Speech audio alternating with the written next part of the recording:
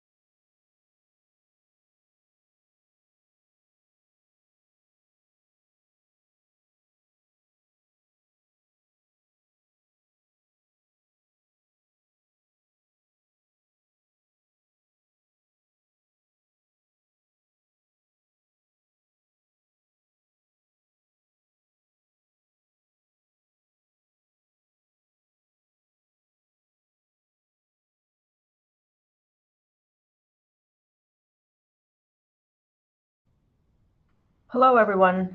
I'm Chmura, and I will be your moderator today on this webinar, Telling Your Region's Story Using Data.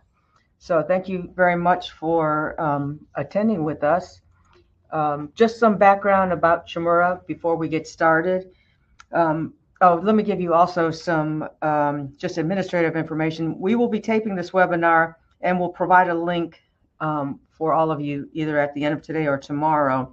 Also, please ask questions, and if we have time at the end, we'll answer those questions. So on the right-hand side, you can see where you can put in questions. So please do that.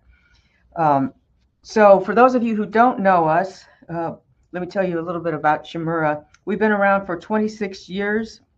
We have a consulting and a software side of the business, and much of it revolves around labor market data, so that we can give you information to help you make informed decisions and help you grow your community or your businesses. We're made up of about 55 or so economists, data scientists, statisticians, and business professionals who really do care about helping your community and your business grow. We have offices in Richmond and in Cleveland. We're driven by client success, and we have a long roadmap of things we're adding to Jobs EQ all the time. So if you have ideas, please send them by us. And our top priority is excellence in customer service and in data quality. Here's some examples of some of the markets we serve, both on the software and the consulting side. And here are some of the organizations that we serve, especially through the use of Jobs EQ. You can see some of the top consulting groups are on that list: Deloitte, Ernst & Young, and PwC as a few examples. And just one more item of advertisement before we get on to the introduction of speakers is we put out a weekly economic update, 4 pages summarizing the data that have come out the prior week, what's coming out in the week going forward, what it means, if there were any Fed speeches, what does that mean for interest rates in the economy, and then a forecast and some financial data. And this is something that we do for our clients and others. It's free. You can subscribe by clicking on this link later or going to our webpage at the very bottom. You can sign up for it. So now, without further ado, let me introduce you to our 2 speakers. Francesco Renna has been with us for almost 3 years. He's our Director of Consulting and a Senior Labor Economist. Prior to that, he was in academia for about 20 years. And we're very happy to have with us Amanda Ellis, who has been the Editor-in-Chief and Public Relations Lead for the last 4 years at Livability Media. Prior to that, she was a freelance writer and marketing communications manager at Chattanooga Area Chamber of Commerce. And she's going to give you a brief background on livability at the beginning of her presentation. So in terms of our agenda, Amanda will first talk about using data from narrative to evidence for talent, business, and branding. And then secondly, Francesco will provide a case study using data to tell the DC region story. And then we will end finally with a Q&A period. So with that, let me turn it over to you, Amanda. Perfect. Hello, everyone. Thanks so much for being here to chat about data and storytelling, some of my favorite topics. As Chris mentioned, I did want to share a little bit about Livability. If you're not familiar with us, we are storytellers in the place marketing space, helping communities tell their stories, both digitally and also in print. Digitally, that's via our livability.com content platform, all about small to mid-sized cities specifically and why they're great places to live. I'm the editor-in-chief for our livability.com site, really a relocation resource for people on all the great places that you can build an awesome life besides our largest US metros. We also take a special focus on talent attraction, and whether it's digital or via our print publications, ultimately we're helping places sell their value to relocating talent, site selectors, business decision makers. You get the idea. Generally, we're working with chambers of commerce and economic development organizations to help promote their communities, and that's how we come by the expertise that I'll be sharing with you today. What we found in decades of doing this work at Livability promoting communities is that data and storytelling, they're both really important and really go hand in hand in marketing, but especially in place marketing. Our brains love stories, right? They catch our interest, help us build a sense of connection, make certain people or places stand out.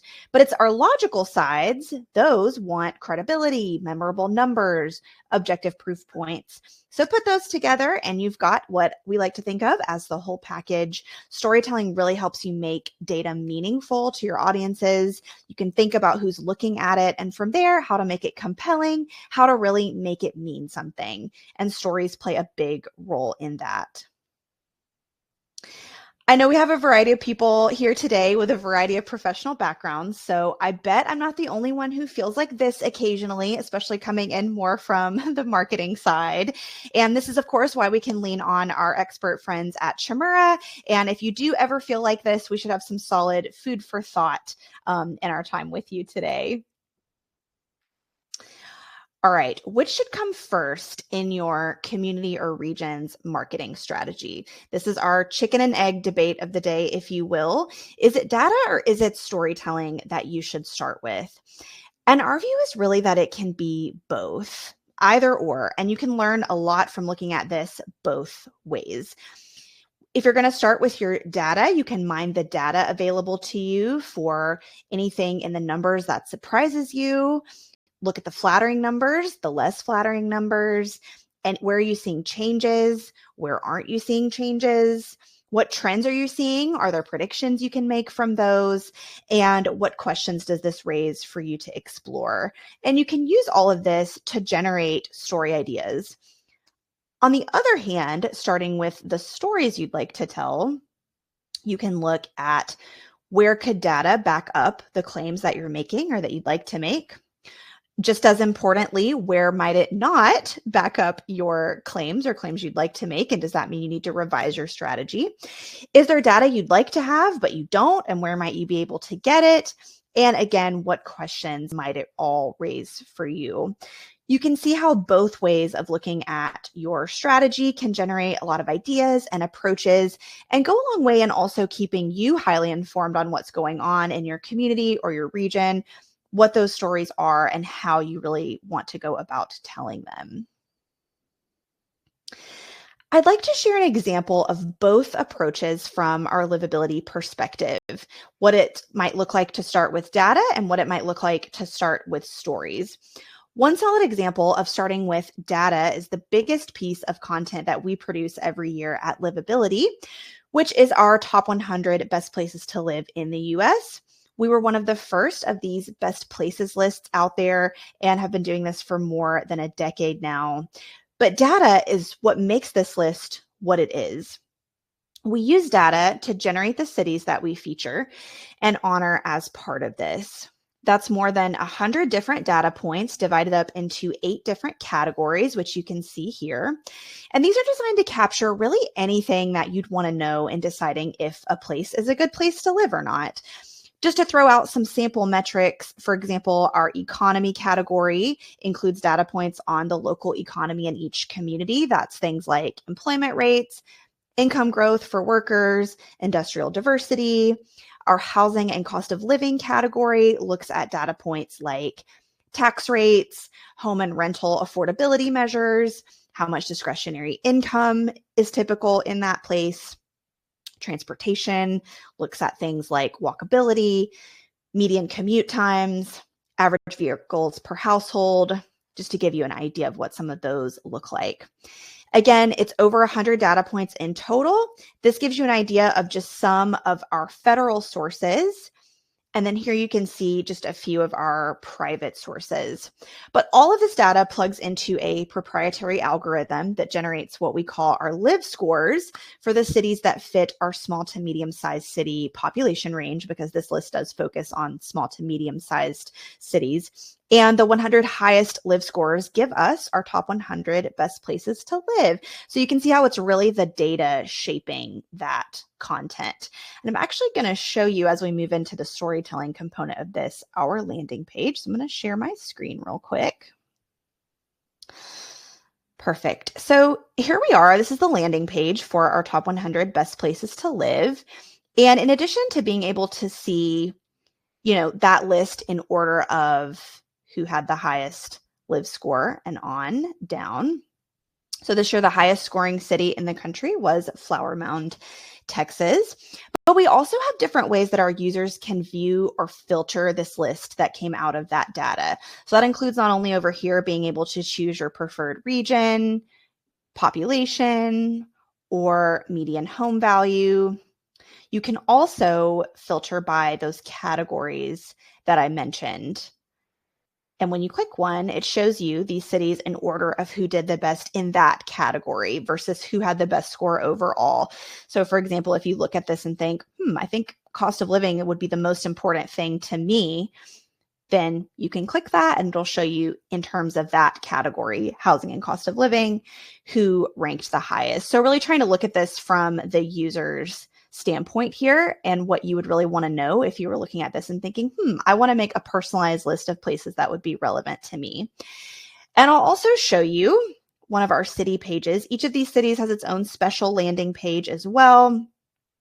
And you can see not only, have we built this out with plenty of content, but again, that data, so each city's live score is displayed. You can see the categories that they did the best in for each city. So for Flower Mound, it was health, economy, and safety, where they were really shining.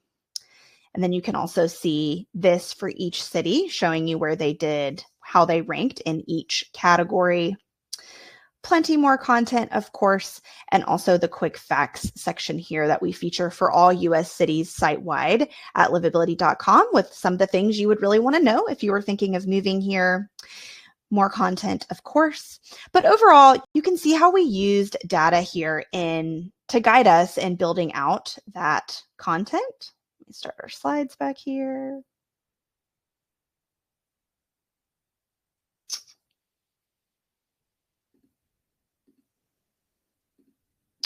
Hang on, I'm trying to get these to show back up.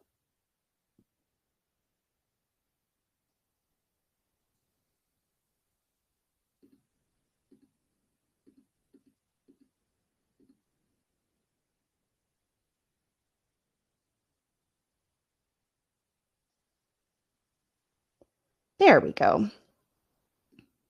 Perfect.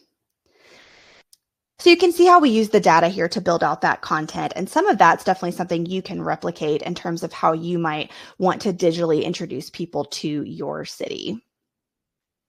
All right, now to reverse our case study, what about when we start with stories and then work to add data to the narrative, which, as we talked about, can also be an effective way to think about things.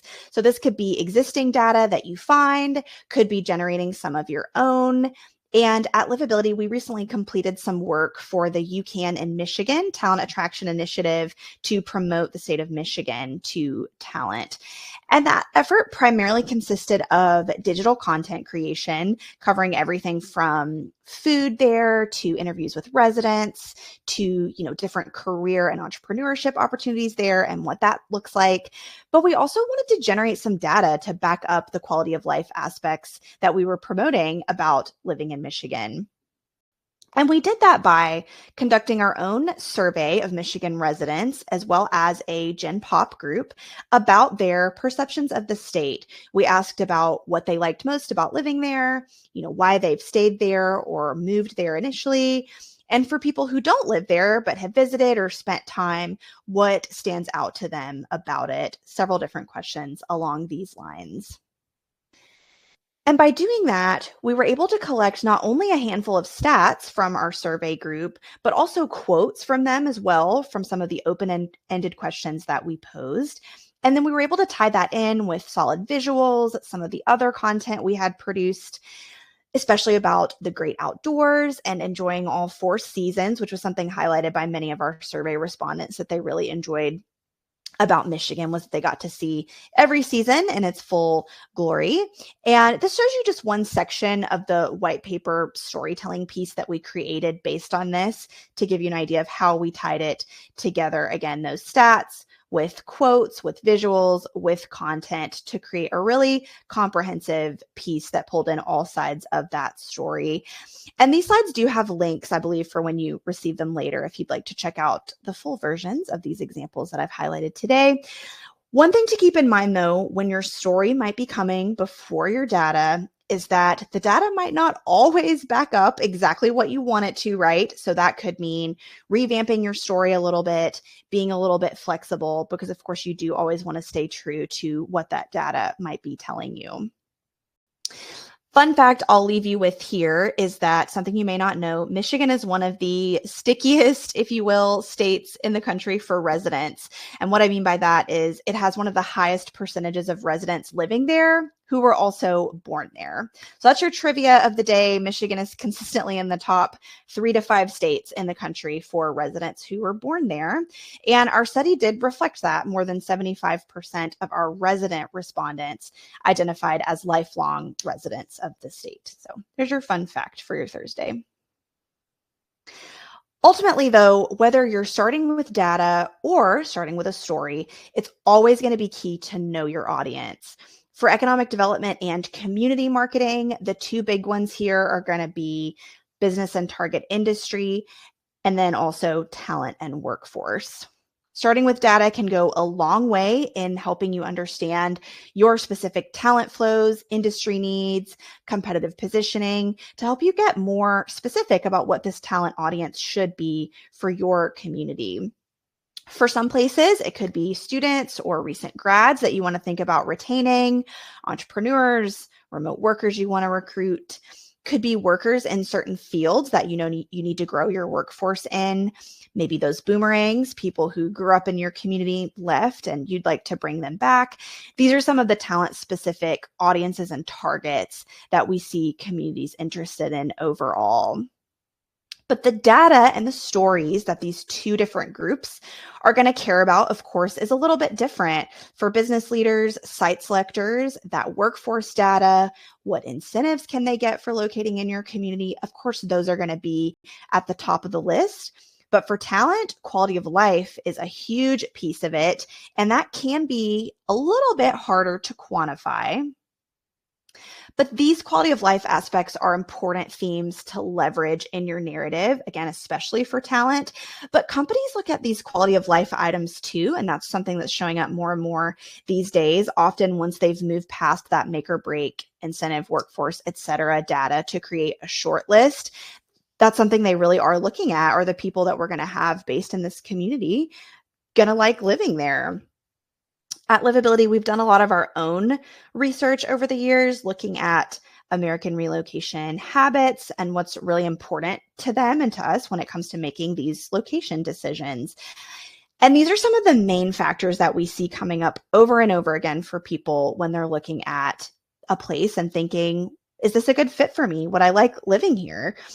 Affordability and space are big ones. How's this going to fit my budget? How much living space am I going to be able to get for my money? What type of house or apartment or whatever that looks like for you. The great outdoors is also a big one. People are very into their outdoor hobbies, especially coming out of the pandemic, and they want to have, easy access to outside and being able to enjoy those connections. A lot of times moving to be closer to family is a big kind of relocation trigger, if you will, and being able to feel rooted in a place, make friends, all of that good stuff. Safety, those crime rates are definitely something people pay attention to. And quality of life aspects could be anything from amenities available to you. And one specific point that always shows up is traffic. So there may be one thing these days that we can all agree on, and it's that we don't like traffic. We want it to be really easy to get where we need to go. Again, some of these are pretty intangible, but you can also think through what types of data can you use to reinforce that your city fits these things people want. So for affordability, you might think about median rents and home values, cost of living, tax rates, how much discretionary income do people have, things like that. Quality of life could be quantifying your amenities in some way, thinking through what numbers support that quality of life narrative. Maybe it's commute times, educational attainment, employment stability. You get the idea. And while we're on the topic of quality of life, I do want to highlight that for talent, especially, we've really entered a place where quality of life and career are often equally important to people when they're making location decisions, especially coming out of the pandemic.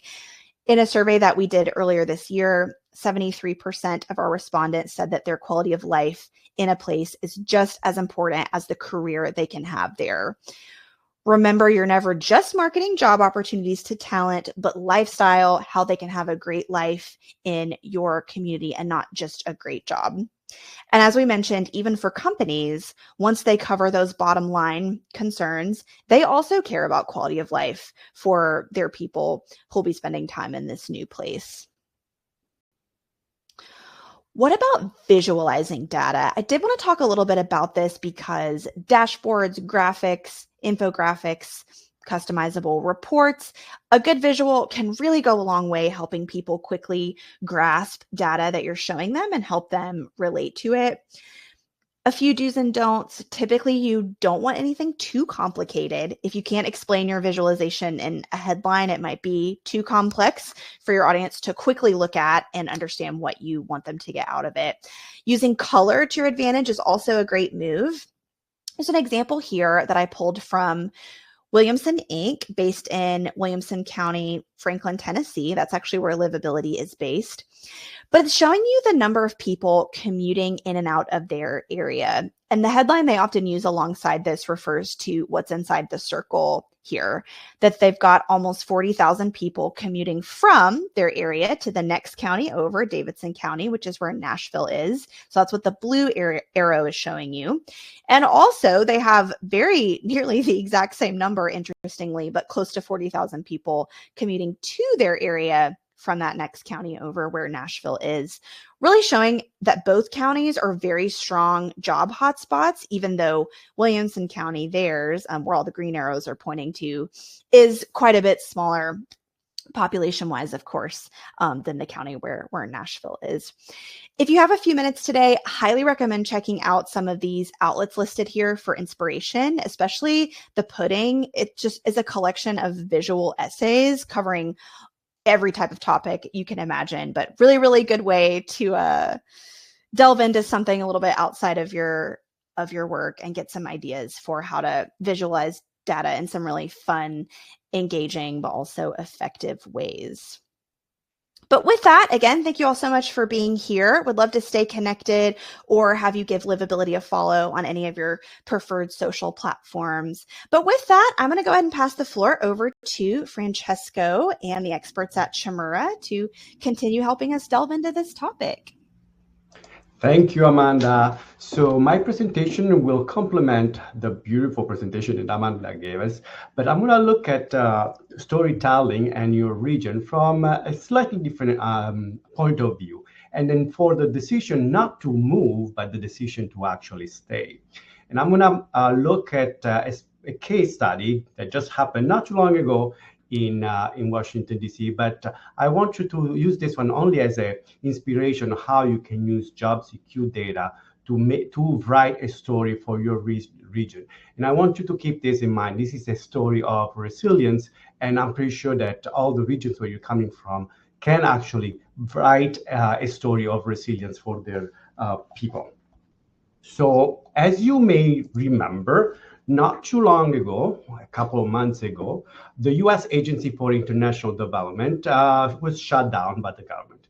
And I want to use this example to make it, a study, a case study of what can the region, what can your region, or what can the region that is mostly affected by this shock, this labor market shock, to respond to this change in order to retain the workers, because for prime age workers, is not the only reason, as Amanda mentioned, but the one reason that may lead to relocate to another region is because of the loss of employment, which is always a pretty dramatic event in the life of the individual. So why did I choose this case? Well, first of all, because I was able in a job secure to get just about every single employee of the agency. So if you look at this chart, on the left-hand side, you have the total enrollment that the people, they are according to FedScope, which is the agency of the federal agency that keeps track of all the federal employees, the size of the agency, which is just shy of 5,000 people. Now, using job secure resume forensic, I was able to track down on all of these people. If you look at the numbers, it's slightly higher. I have 5,200, simply because there's few people that have not updated their resume. Some are maybe retired, as I'm going to show you later, and they still look like, well, they didn't mention that they used to work at USAID. USAID, and I still kept them in the analysis, but they could be removed pretty easily. So what I can derive from resume forensic is the location of all these 5,000 individuals. And what I notice is that, not surprisingly, 75% of the people were concentrated in the Washington, D.C. metropolitan area. So the story of the closing of the USAID agency is a story about Washington, D.C. And the question is, if you are an EDO, if you are a workforce board organization, what can you do? What can you tell about the story of your region, about how to absorb this shock? Can the region respond to an event like this? That could be, the example that I'm bringing is the closure of an agency, but it can be any event. It could be a natural event, a natural disaster. It could be a shutdown of a company due to international pressure and competition. Well, let's look at this. Let's analyze the resume of these people. Let's see. The first step is to identify who is that we need to help. What are the characteristics of these people that we need to help? And what we notice is that more than 50% of all the people that work at the USAID have, at the very least, a bachelor degree. 85% of those with a bachelor degree actually have a master's degree or even a doctoral degree. So this is an extremely highly educated group of workers. And as we know, more educated workers are more mobile than people with lower level of education. So they are more likely to relocate unless we offer them a plan to stay. We offer an alternative for them to stay. And we want to keep these people. We don't want them to go. So the question that I'm trying to answer today, is the region well equipped to absorb these people that are now looking for a new career?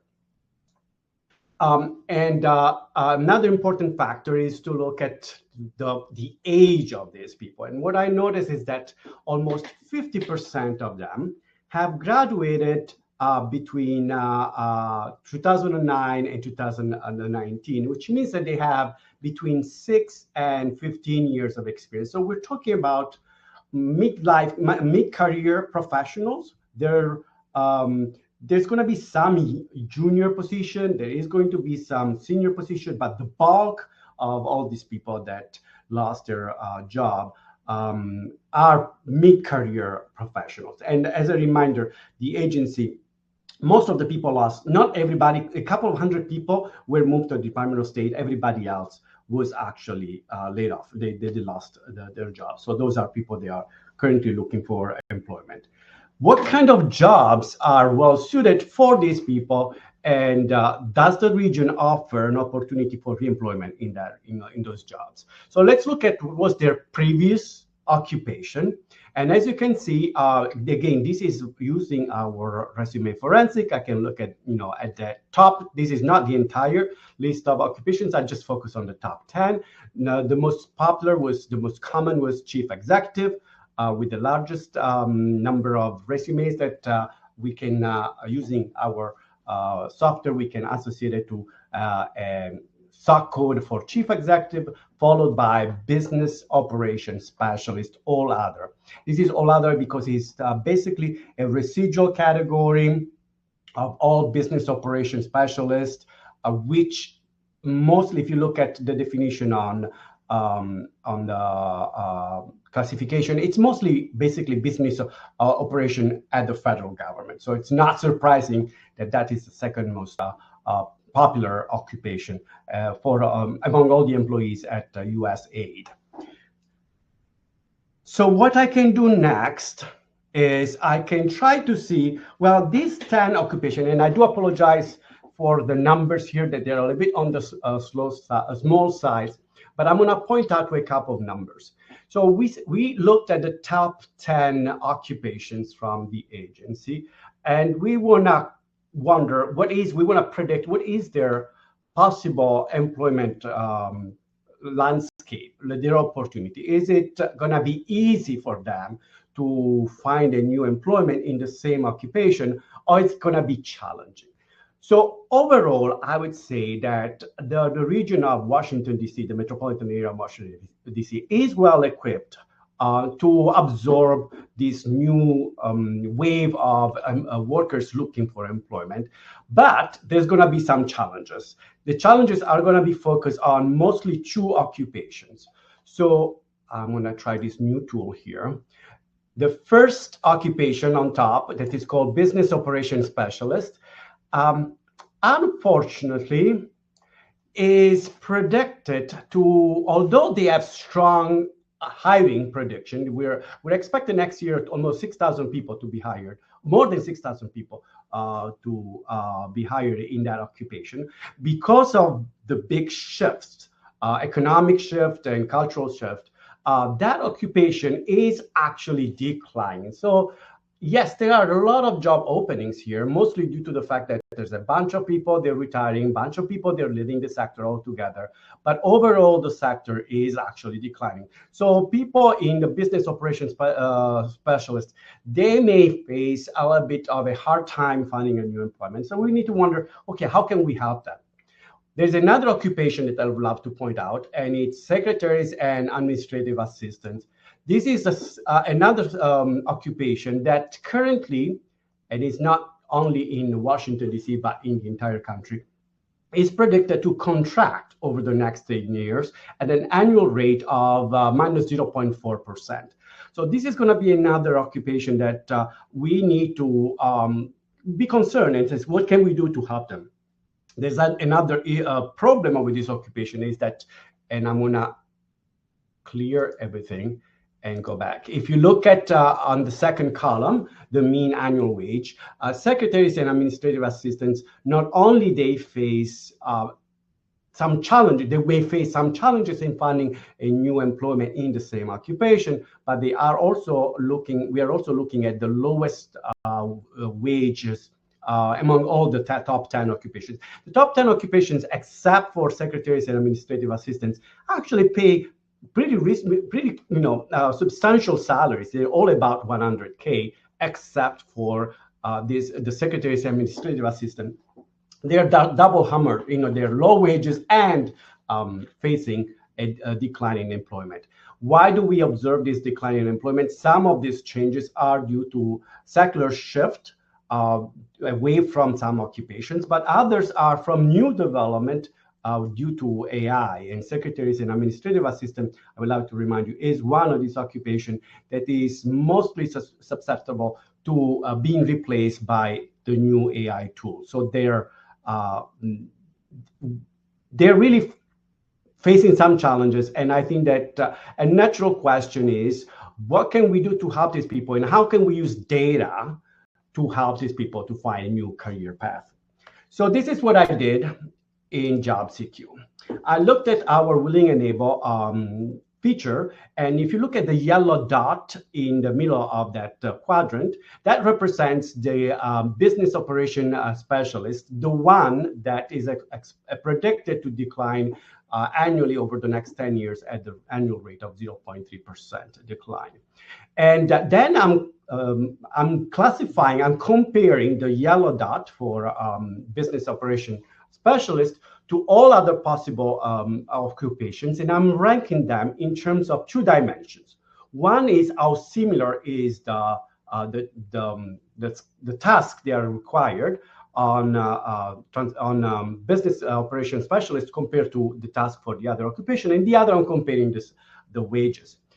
Any dot that is in the blue shaded quadrant represents possible job occupations that pay a similar or even higher wage than our target occupation of business operations specialist, and they are also pretty similar. So it would be easy for a worker, would require little training for a worker to transition to this alternative occupation. And an identified one, they paid slightly more than business operations specialist, but as you see at the bottom, is expected to grow rather than to decline at 0.3% annually.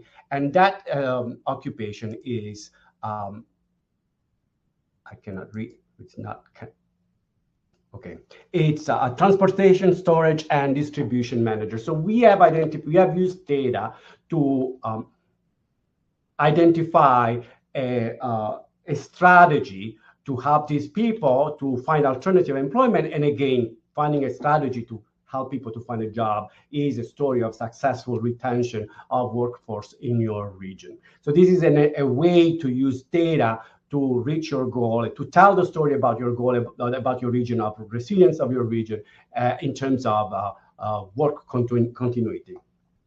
I did the same, and I'm going to stop that one. Just another example for the second occupation that was more like there was a red flag, some reasons to concerns about their ability to find new employment, and that was secretaries and administrative assistant. Unfortunately, the yellow dot, I don't know if you guys can see it, is hidden behind the call-out box that says medical secretaries and administrative assistant, which is the occupation that I identified as a potential alternative career path for those people that previously were employed as secretary or administrative assistant at USAID, and now they're looking at new possible career path. And as you can see in the chart on the bottom of the slide, this occupation pays slightly less than their previous occupation, than secretary administrative assistant, but it has the advantage that over the 10 years is expected to grow at the annual rate of 0.2%. So it would be a possible venue, a possible new outlet for people to move to, given that that occupation is, at least at the moment, expected to grow over the next 10 years. Just some other information is like, what kind of industries are likely to hire all the workers that have lost their employment the day that the agency was shut down. And not surprisingly, the top two industry that could absorb 20% of all the people that have lost their job are management, scientific and technical consulting services, and computer system design and related services. So those are, if you notice from column 1, 2, 3, 4, 5, 6, where it says employment growth, those are all industries which are expected to add new jobs over the next year. not every industry that would be a natural place that these individuals could find employment are expected to grow over the next few years. For example, national security and international affairs is an industry that is expected to shrink, and as well as justice, public order, and safety activities. Again, those are secular shifts away from some industries, and some are, they've been going on already for a while. Some are new shifts due to AI that is really making a revolution. For example, accounting, tax preparation, and bookkeeping, which historically has been a very strong growing industry. That is an industry that has been affected by AI because most of the tasks that are accomplished by individuals in that industry can now be completed using AI. So it is that specific industry is declining, but there are plenty of industries that are expected to grow in DC. So it seems like the region is well prepared, is well equipped to absorb these people that are looking for new career path, and it doesn't look like at this point they would have to necessarily relocate somewhere else. The region is well prepared for them. In terms of job openings, what do we see? Well, I think that the story, you have heard that several times. It's been actually a few months that we've been saying that story, that job openings is declining, and that trend is still definitely true even in Washington, D.C. Which is gonna, it probably is not the best time right now to lose a job, even if the region is well equipped to absorb new employment. The job openings are down. Employers are being very cautious in hiring new people, and probably because they did splurge on hiring a few years back, so they're still a little bit trying to compensate from the excessive hiring of a couple of years ago. When you break down job openings by tenure, by how long an individual has been working, what we notice is that for experienced workers, and those are workers that have at least 5 years of experience, we do observe that although the blue line, as you can see, is below the gray line. The gray line represents job opening last year. The blue line represents job opening this year. So it is low. It's lower than last year, but it is rebounding. It's slowly still lagging, but it is at least moving in the right direction. Where we don't see much of an improvement is when we look at entry-level jobs. Those are jobs that require less than 5 years of experience, and that's been pretty flat for the last almost 2 quarters. Again, what is the story behind? There are plenty of anecdotal evidence that AI is displacing entry-level jobs, and it seems that the story of the U.S. aid is telling us that surprisingly, which is different from the past, the people that are more vulnerable to this event, to this shock, are actually junior positions more than mid-range or senior position. And just out of curiosity, who are the major employers in the region? So where is this people moving out of federal jobs? If they want to move into the private sector, what kind of companies are more likely to hire them? And I'm pretty sure that if you are familiar with the area, nobody's surprised to see Amazon that has a second headquarters there. And then there's some consulting companies. And then there's also some defense and banking sectors and IT. So nothing very surprising, but this is again who is hiring in the region in terms of new job posted in the last 12 months in the region. And Would love to quickly conclude so that we can open the floor to questions. The last thing before the conclusion is to look at are the workers that have lost their employment due to the closure of the US aid, well equipped to find jobs. And then one way to look at that one is to look at the certifications that those workers have.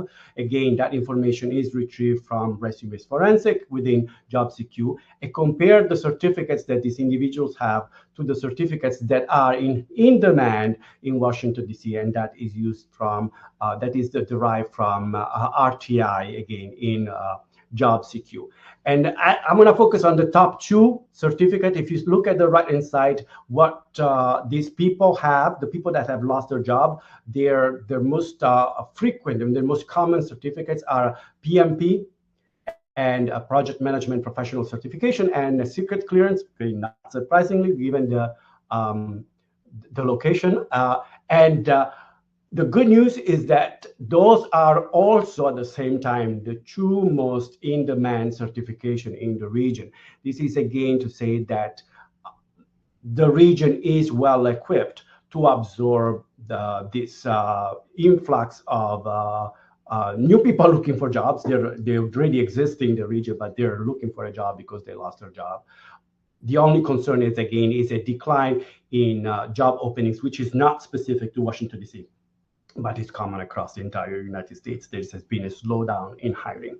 And I would love to conclude to say that this was just a case study. I told the story of DC, but this is not just a story about DC. It's not just a story about job loss. It can be generalized to any situation, and it's a story about regional adaptability and opportunity creation and how we can use data to create new opportunity or to identify new opportunity. Every region will have a story like this. It could be due to a natural disaster. It could be to a secular changes in the industry composition.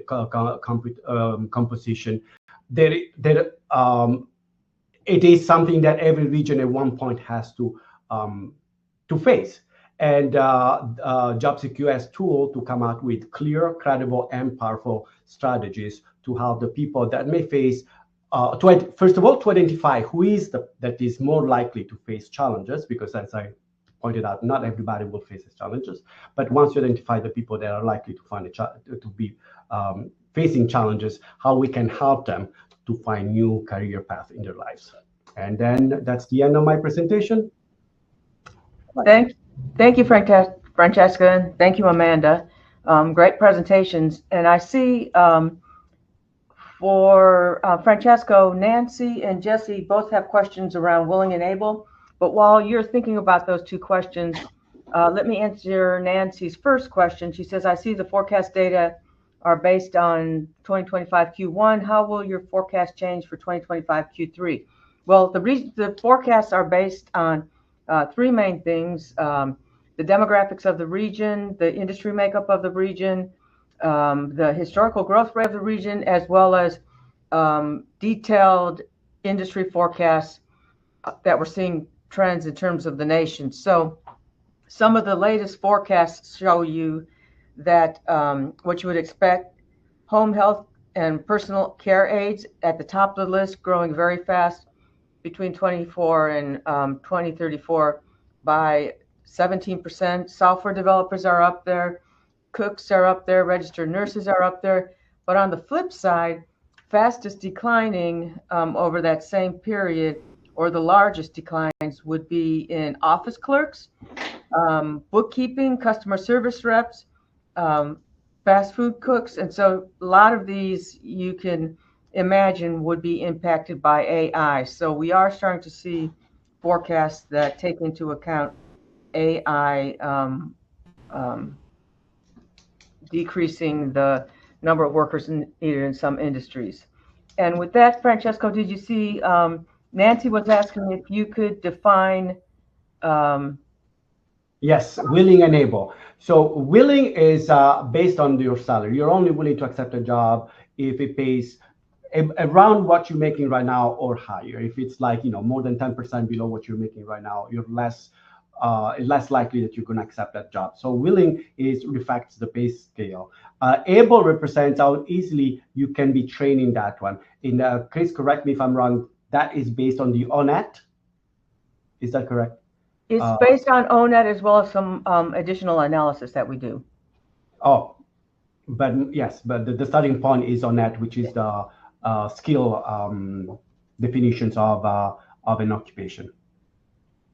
Yes. So the Labor Department surveys individuals that are in certain occupations or supervise certain occupations and asks them to list the knowledge, skills, and abilities of those jobs.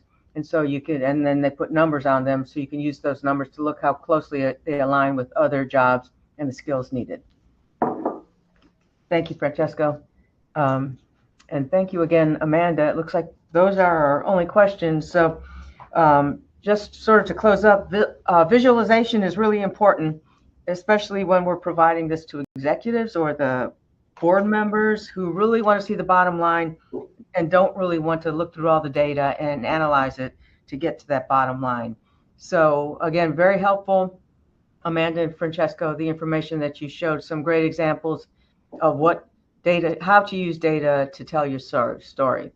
As I said earlier, this will be available either today or tomorrow. If you'd like to forward it to other people to let them know about it, please do. And if either Livability or Chmura can help you in any way, please feel free to reach out to us.